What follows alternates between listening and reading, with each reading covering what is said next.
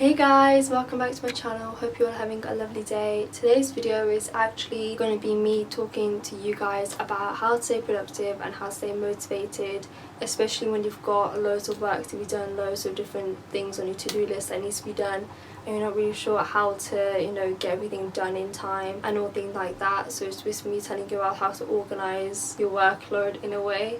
I know these tips have actually helped me, so I thought if you guys are struggling with how to cope with a lot of things, I hope these kind of tips help you and you can take them on board. So let's just get started. So the first tip I actually have is to create some sort of timetable. Now I know that for me, especially when I create a timetable, it really helps me to figure out visually where I've got free time and where I've got to be working and revising for exams or just in general revision of topics. It really helps me figure out that I'm not actually bombarding myself with too much work, because I know after a while your mind works for like 5% and then slowly it goes down. When you start working, your mind is like 100% capacity, like you can actually fully work, and then as hours go by your attention span decreases and then you end up watching like YouTube videos on some random thing when you actually meant to do revising for your essays and assignments. So it's like you figuring out that okay, from like 1 o'clock to 2 o'clock I'm doing pure revision. You're giving yourself enough chances to actually absorb as much information as possible. You opening a book and revising for 3 hours, it's not going to be as good as if you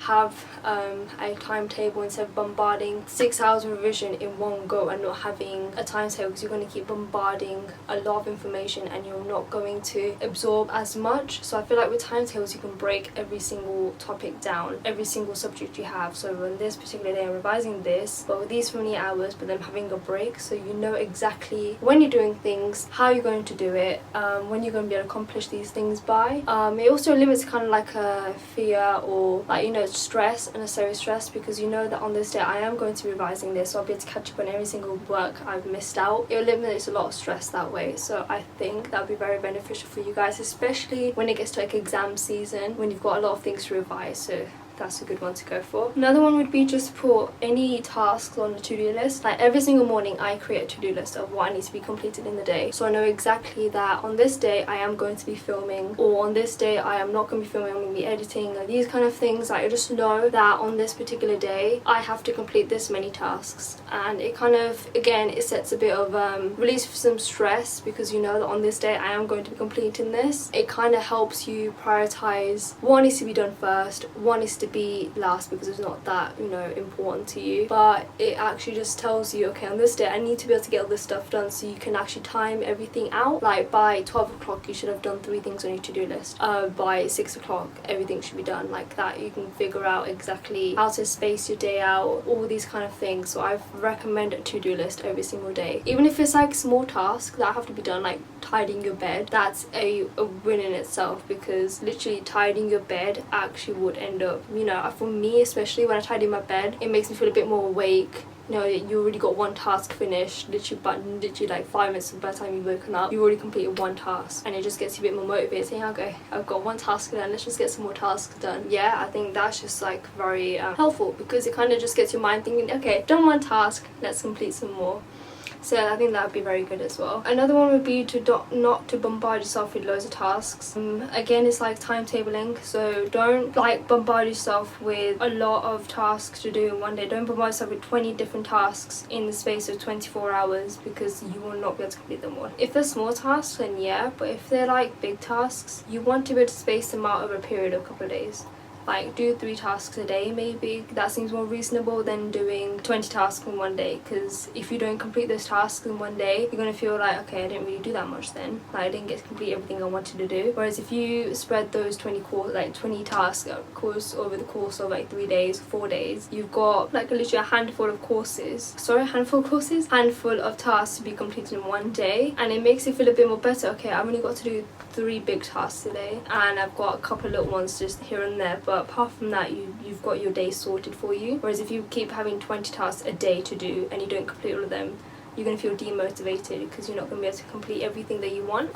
So I'd highly suggest just spacing out massive tasks over a course of a couple of days to give yourself a breather as well, because you need to actually breathe as well when you do these courses and these tasks. You don't want to just finish one task and automatically go to another one. You will need to have some time to just breathe through every single task you do. Yeah, I think just take it slow when you've got big tasks to be completed. Another one would be to take a break. Now, when I was in A-levels, obviously everyone knows like the amount of content you have to go through in A-levels. I would never give myself a break easily. Not like I would say that I need to complete this much the entire day before I take a break. I never used to give myself a break, and I used to bombard so much information into my mind to just like to say that I've completed some work, if that makes sense. Like, you rush through it, but you don't just rush through it so you can take a break really quick. Like, you've got to spend enough time on this topic to know that you know the topic inside out, and then you can take a break. But then I would also say that you revise for like an hour or 2 hours, then you take a break. You can do a break as many times as you want, but you have to be reasonable how long those breaks are. Then if you're taking one break a day, then okay, you do like an hour break. But if you're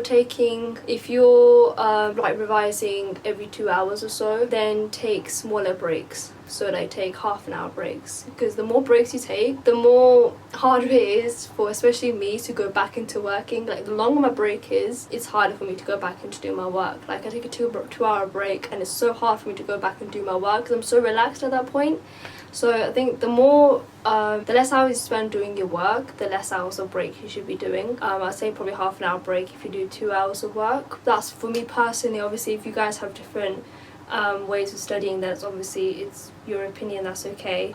For me, I would do 2 hours of work and then take a break. Sometimes it goes on for loads more hours than that, but I do try to make more of an effort to take a break and look after myself. Go take a walk outside, grab some lunch, go to the park, or just go chill out by the TV for a bit. Talk to your friends, talk to your family, just take a break. Do whatever you feel like enjoy doing, whether it's colouring or painting or something like that, just to take your mind off work as well. Because the last thing you want is to be your mind to be very stressed out and try to remember everything in one go, and that just doesn't help. You need to give your mind some chance to breathe and to just relax and just deactivate for a bit. So yeah, just make sure you take enough breaks, but you're generous with your breaks. Like, you're not over generous as well, that your breaks last like 3 hours and you literally only do 2 hours of work a day. That's not right. Another one would be just to reward yourself. I don't know, like, just if you complete a test and you got a really good mark on it, give yourself a pat on the back.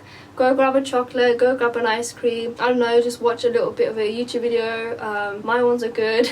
You can also just watch a bit of a movie, just chill out for a bit because you got a good mark. You have to be kind to yourself as well. If you get a good mark on a test, or you've run a really hard topic like algebra, it's like a tough subject, or trigonometry is a tough subject, if you've nailed that subject, you give yourself a pat on the back or reward yourself with anything you feel like you want to do. Just chill out for a bit and then go back to working. Your body responds really well to rewards and happy, like, you know, just being happy and all that kind of stuff. So I think it's very good if you reward yourself when you've completed a really tough task. I would do that as well. That's a very good idea. It keeps you a bit motivated as well. I feel like the more rewards you give yourself and the more positive thoughts you have about yourself, saying I can do this and all that kind of stuff, it really benefits you and it keeps you motivated, more productive, things like that. So yeah, make sure you give yourself some reward. My next one would be to wake up early. Now, I actually tried doing that once. I actually tried waking up at like 8 o'clock most days. I think it was like a couple of weeks ago I tried waking up at 8 o'clock, and when I wake up at 8 o'clock, you realise you got the entire day ahead of you. You wake up at 9, you probably got about 16 hours of the entire day before you actually decide to just sit down and chill for a bit. You got 16 hours to do as much work as you want. You got 16 hours. You can complete so many things in that time, whereas if you wake up at like 12 o'clock, I did that once, and it's just your day goes by so quickly. And you've got a massive to-do list and you feel like I haven't done anything because you woke up really late. And that's what happened to me too sometimes, where I create a massive to-do list and I've not been able to complete all of it because I woke up late. So I'm trying to wake up earlier, and it does help me because I get to complete loads of my work and all my tasks and everything before the afternoon. I get literally the afternoon off. So I think that's really good as well, just get a good night's sleep. And the next one would have been to go sleep early. I have a really bad habit of going to sleep late recently, and it causes me to wake up late. So I try and, you know, turn my clock back a bit, get my body clock back into routine. It takes me a while, but I think it's good because then we can wake up early. You need at least 8 to 10 hours of sleep a night to actually function properly. Then you get really tired, and then, you know, you just don't feel up to par. So I think getting a good night's sleep and waking up early is probably the best routine you can go for, because you just feel more motivated in the morning because of the sunshine and breeze and the fresh air. You feel motivated to just get on with the day and complete all your tasks. So the next one would be to put some music on the background. So if you're like, I don't know, if you're cleaning the bathroom or you're cleaning your room or doing some dishes or whatever, I put music on in the background as well, just to liven things up, you know, feel a bit motivated to carry on going, because then you get into the rhythm of the music and you feel more pumped and you feel more alive with the music. So I listen to music all the time. I just put it on Spotify and just let it play in the background while I'm actually completing all my tasks. Apart from when I do work, that's just a no-no for me. When I do my work, I cannot have any music in the background. Knowing me, I would end up singing to all the music I have, all the songs I have played, and I would not be getting any work done.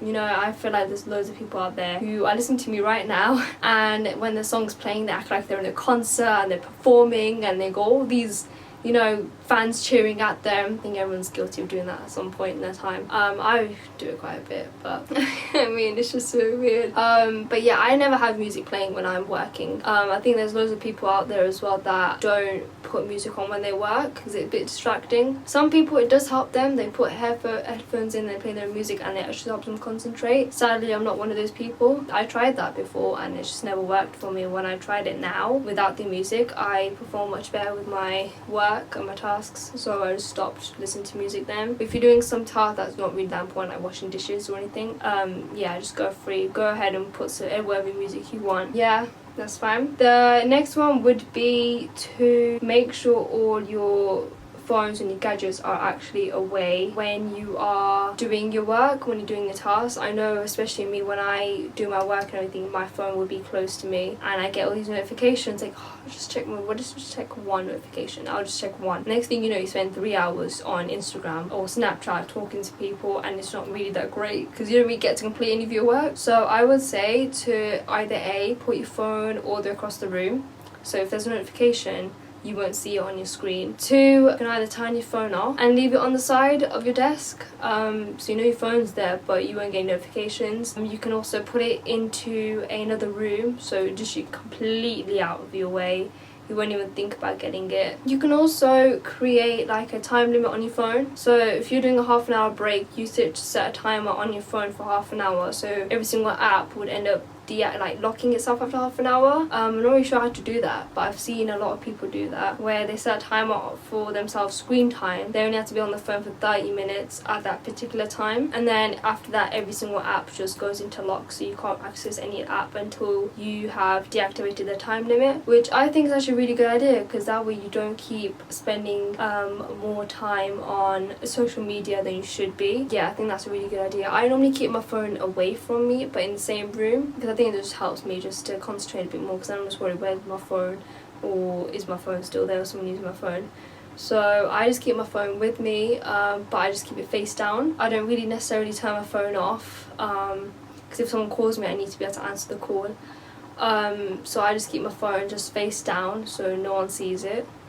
So I don't see any notifications and all that kind of stuff. So I think that's really beneficial for everybody, just to keep a better attention span on your actual work and not continuously looking at your phone. I would say another one would be to make sure all your notes are up to date and stored away carefully. Like when I was doing my A-levels, my A-level notes weren't that organised, I would say, but I would say that in some respect they were. It's just I never was able to catch up on everything properly. Like I always used to put things off, revising content and all that kind of stuff, so I never really gave myself the best possible chance to catch up and everything. So I would say as a mistake of mine would have been to carry on revising every single time you get new content. Like especially now when I go to uni, whenever I get like a new lecture or a seminar, I go through the notes again just to make sure that I completely understand them. If I don't understand them, either A, research them, or B, I go find the actual lecturer in his office, or I find some books that can help me on it, or I go on the internet and research what it means. I think that really helps because you actually get to stay on top of your notes more often and you actually understand what people are saying. Like, it's not really good that if you go to a lecture or you go to a lesson and they give you some topics and if you don't understand the topic, you don't go away and revise it. That's really bad because you're not giving yourself the best possible chance to learn from any mistakes you made or to learn the content really well. So when it comes to exams time, you're still confused about the topic and you never went to see the teacher and you never really understood the process. Like, if it's photosynthesis, you never really understood the process of how it gets to point A to point B. You never really understood the process. So it kind of, I think in that kind of way, it gives you a routine on how to actually revise. I think that if you start now and get more productive as you go along, I think you'll be in the best possible chance of doing really well whatever comes, like exams or whatever it is. Because if you're productive, you've got literally everything in order. If you've got timetables, if you've got videos to help you how to organize, or if you've got like a to-do list, you've got everything in order from the time you wake up to the time you have to go to sleep. You get a full list of what you need to do, and that really helps. So I think these tips that I've given you would be really beneficial. They've definitely helped me when I am studying or if I'm just doing any general chore in the house. I think they would really help you guys too, because obviously people do get a bit disorganized and it's okay. I mean, I was never organized as well. I only just learned to be organized. It's about time I learned to be organized, and